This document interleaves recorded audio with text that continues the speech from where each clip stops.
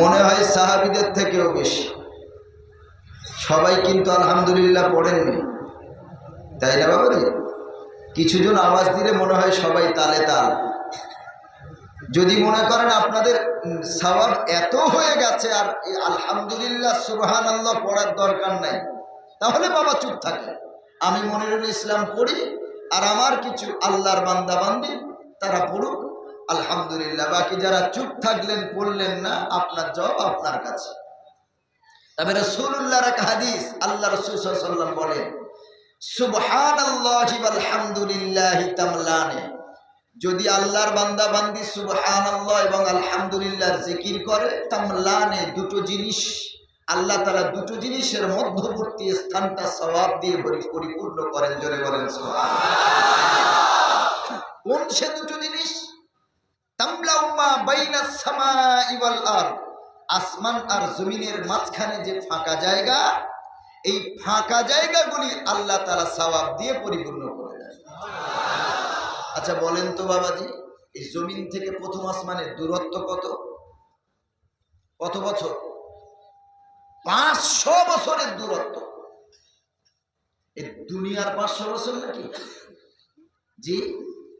নবী করিম সাল্লাল্লাহু আলাইহি সাল্লাম বলেন, আরবিয়ান একটা ঘোড়া সারা দিন রাত অবিরত কন্টিনিউয়াসলি ভাবে দৌড়ালে, রান করলে যেই সময়টা লাগে, এই রকম 500 বছরের রাস্তা। জোরে বলেন সুবহানাল্লাহ। একবার সুবহানাল্লাহ আলহামদুলিল্লাহ পড়লে আসমান জমিনের যত ফাঁকা জায়গা আছে সবগুলো আল্লাহ সওয়াব দ্বারা পরিপূর্ণ করে। তো যাদের সওয়াবের পরে প্রয়োজন তারা বলবেন, আর যারা মনে করবেন সওয়াবের পাহাড় হয়ে গেছে, হজ করে উমরা করে বিশাল সওয়াব করে ফেলেছেন, বলার দরকার নেই বাবা, আপনি চুপ থাকেন। আপনারা কার পক্ষে? নবীর হাদিসের পক্ষে নাকি বিপক্ষে? আলহামদুলিল্লাহ, আল্লাহ শুকর। তারপরে জানিয়ে রাখি, 100 কোটি দরুদ ও সালাম আকায়ে নামদার তাজদারে মদিনা আহমদ মুস্তাফা মা আমিনার লাল মরুর দুলাল মদিনার ভাস্কর রাহমাতুল লিল আলামিন সাইয়্যিদুল মুরসালিন খাতামুন নবিয়্যিন শাফিউল মুজনবিন, যিনি জাতির ধারক, বাহক, কর্ণধর, মাথার মুকুট ও নয়নের মণি, সেই দয়ার ও মায়ার নবী মুহাম্মদুর রাসূলুল্লাহ সাল্লাল্লাহু আলাইহি সাল্লামের রওজায়ে আতহারে আল্লাহ আমাদের মতো গুনাহগার, পাপিষ্ঠ, অধম, নালায়েকের পক্ষ থেকে দরুদ ও সালামের ধারা বর্ষিত করুক বা নিবেদিত হোক। সকলে প্রাণ খুলে বলি আল্লাহুম্মা আমিন। আজকে আমার বিষয়বস্তু দেওয়া হয়েছে সূরা কমারের ব্যাখ্যা করার জন্য, তাফসীর করার জন্য। আপনাদের কাছে অল্প সময়ের পরিসরে সূরা কমার থেকে 27 নম্বর পারায় সূরা নাজমের পরের সূরাই সূরা কমার, সূরা কমারের পরের সূরাই হলো সূরা রহমান। এই সূরা কমারে আল্লাহ তাআলা কিয়ামতের ব্যাপারে বর্ণনা করেছেন। আমরা ধৈর্য সহকারে শুনবো তো ইনশাআল্লাহ? ইনশাআল্লাহ। আমি সেই কলকাতা থেকে কষ্ট করে এসেছি আপনাদেরকে কিছু শোনানোর জন্য।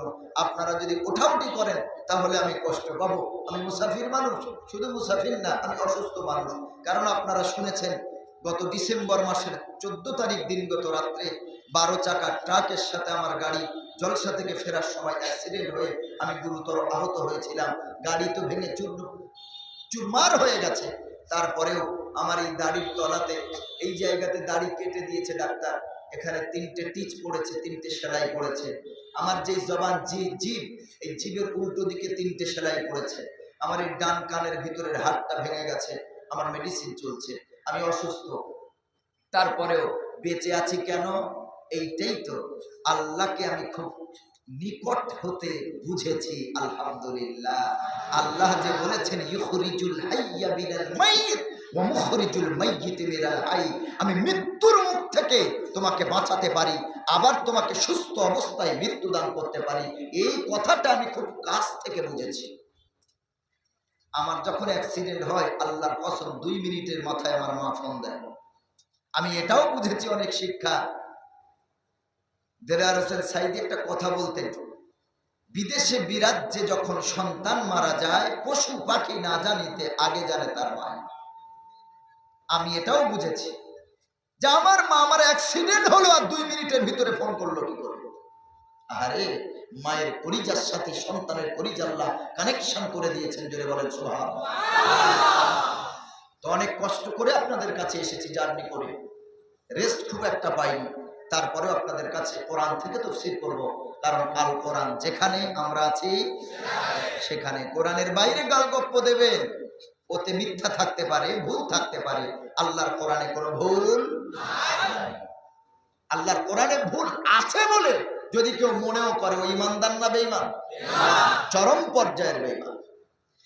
আল্লাহ রাব্বুল আলামিন বলেন, ইকতারাবাতিস সাআতু ওয়ানশাক্কাল কমার। রব্বুল আলামিন বলেন, ইকতারাবাতিস সাআ, কিয়ামত নিকটবর্তী হয়ে গেছে, কিয়ামত আসন্ন হয়ে গেছে। ওয়ানশাক্কাল কমার, চাঁদ বিদীর্ণ হয়ে গেছে, চন্দ্র দ্বিখণ্ডিত হয়ে গেছে। একটা আয়াত ধরলাম, যদি এই সময়ের পরিসরে এক আয়াতের তাফসীর শেষ করতে পারি তো ইনশাআল্লাহ দ্বিতীয় আয়াতে যাব। আল্লাহ তাআলা বলেন, ইকতারাবাতিস সাআ, কিয়ামত আসন্ন। কিয়ামত কাছাকাছি না দূরে?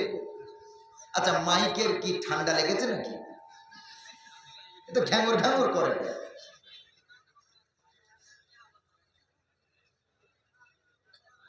আল্লাহ তাআলা বলেন, ইকতারাবাতিস সাআ, কিয়ামত সন্নিকটে।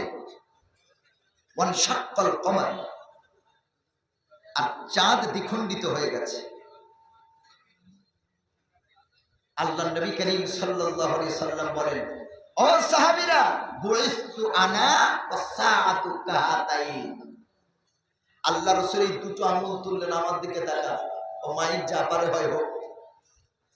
আল্লাহ রাসূল সাল্লাল্লাহু আলাইহি ওয়াসাল্লাম দুটো আঙুলে ভাবে তুলে বললেন, সাহাবীরা শোনো, আমি এবং কিয়ামত দুটো আঙুল যেমন পাশাপাশি, এইরকম পাশাপাশি দুনিয়াতে অবতরণ করেছে। আরে রাসূলুল্লাহর আগমন হলো কিয়ামতের লক্ষণ। কিয়ামত আর বাকি নাই, কারণ আমার নবীর পরে আর কোনো নবী আসবে না, কি মনে হয়? জি, রাসূল বললেন, আমার পরে যদি নবী হতো লাউ কানা ওমর, তো ওমর নবী হতো। লা নবিয়্যা বাদি, রাসূল বললেন, আমার পরে আর কোনো নবী না। আনা খাতামুন নবিয়্যিন, আমি হলাম সর্বশেষ নবী, নবীদের ভিতরে সর্বশেষ নবী আমি রাসূল। তাহলে আল্লাহর নবী সাল্লাল্লাহু আলাইহি সাল্লাম দুনিয়াতে আসা মানেই কিয়ামত খুব নিকটে। হ্যাঁ আমার এই কথাটা আল্লাহ কোরআন মাজিদে বলেন, ইকতারাবাতিস সাআ, কিয়ামত আসন্ন হয়েছে। ওয়ানশাক্কাল কমার, আর চাঁদ দ্বিখণ্ডিত হয়ে গেছে। চাঁদ দ্বিখণ্ডিত হওয়া হলো কিয়ামতের দ্বিতীয় বড় আলামত।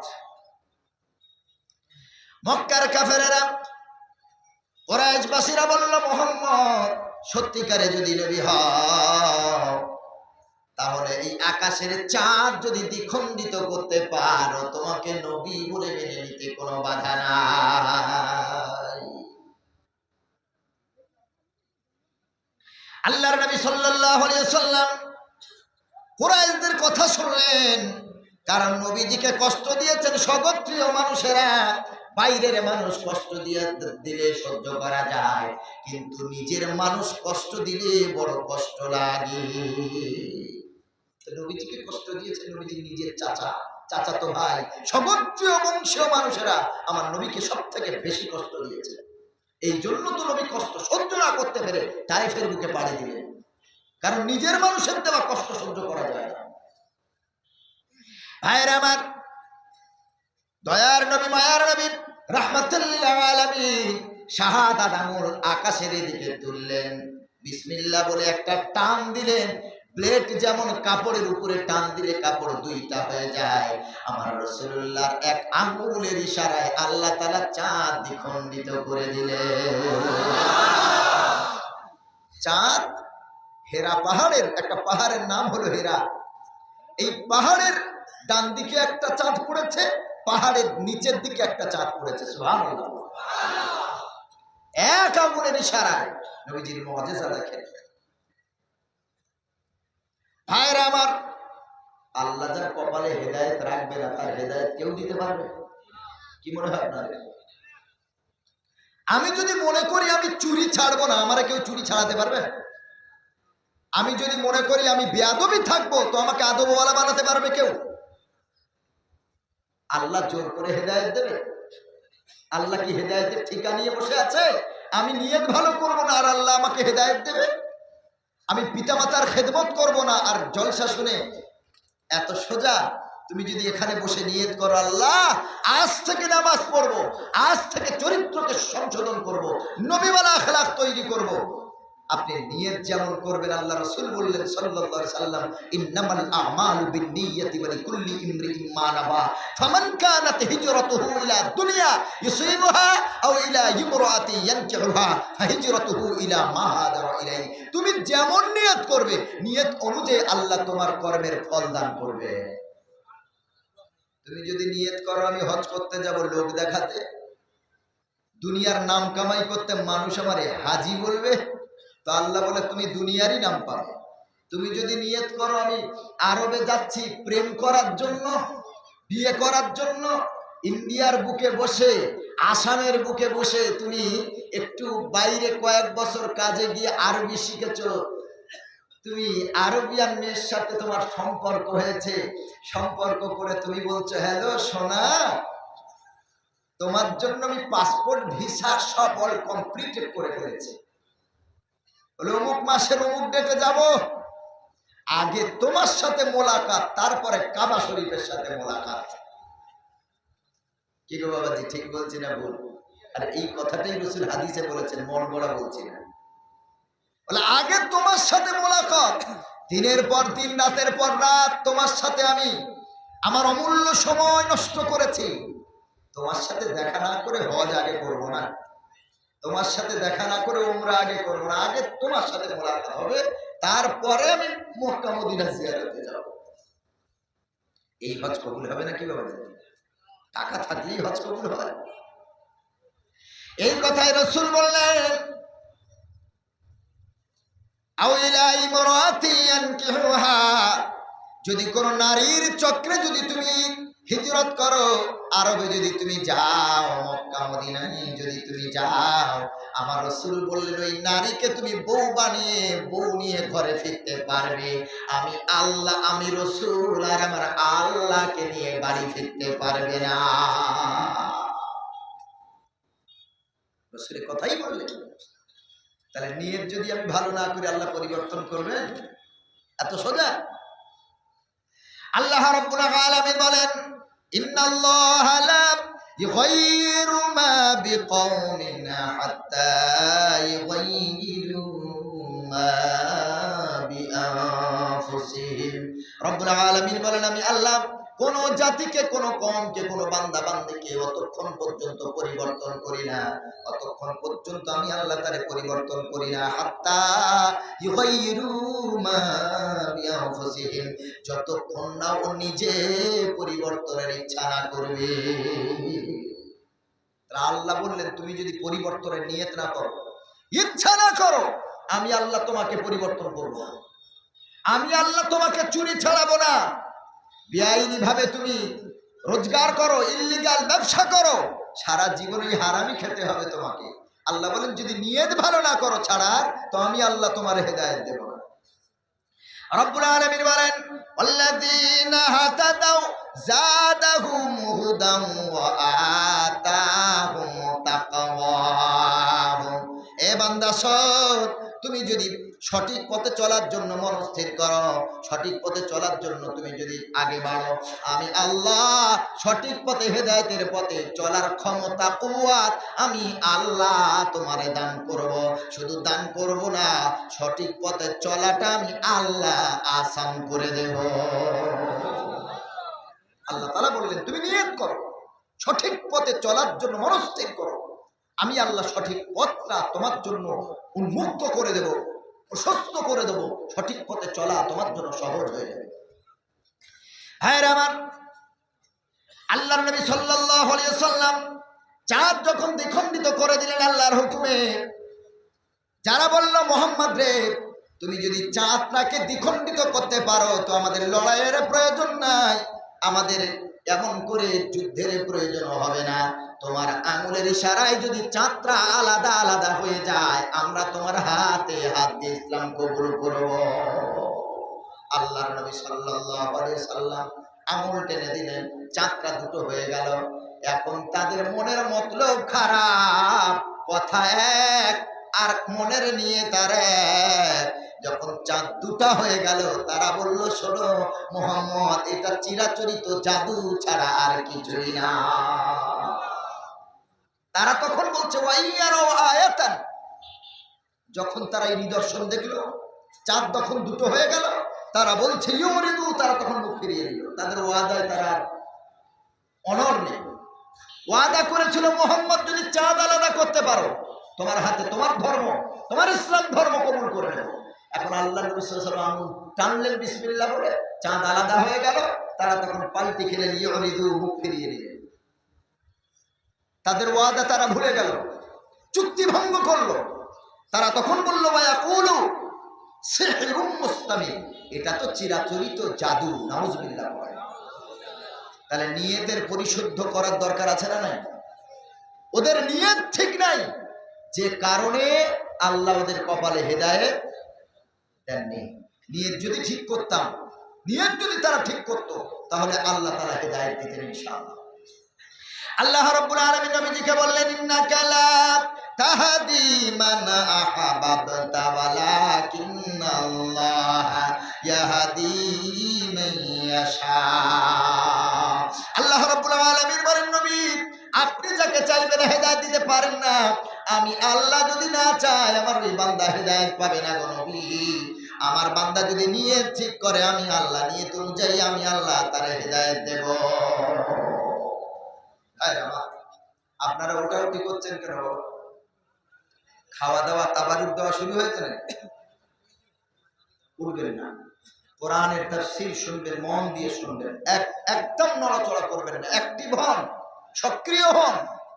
আল্লাহ তাআলা বলেছেন, যখন কোরআন তেলাওয়াত করা হবে, ফাসতামিউ লাহু, মনের কান দিয়ে শুনবে, ওয়া আনসিতু, চুপ থাকবে, কথা বলবে না, কথা বলবে না। কারণ এক একটা আয়াতের সঙ্গে আরেক আয়াত, এক হাদিসের সাথে আরেক হাদিস এমন সম্পর্ক। আপনি যদি একটু ঘুমিয়ে পড়েন, তো ওই জায়গা আপনার যখন মিস্টেক হয়ে যাবে, আপনার যখন বাদ পড়ে যাবে, আপনি তখন তাফসীরটা পরিপূর্ণভাবে বুঝতে পারবেন না।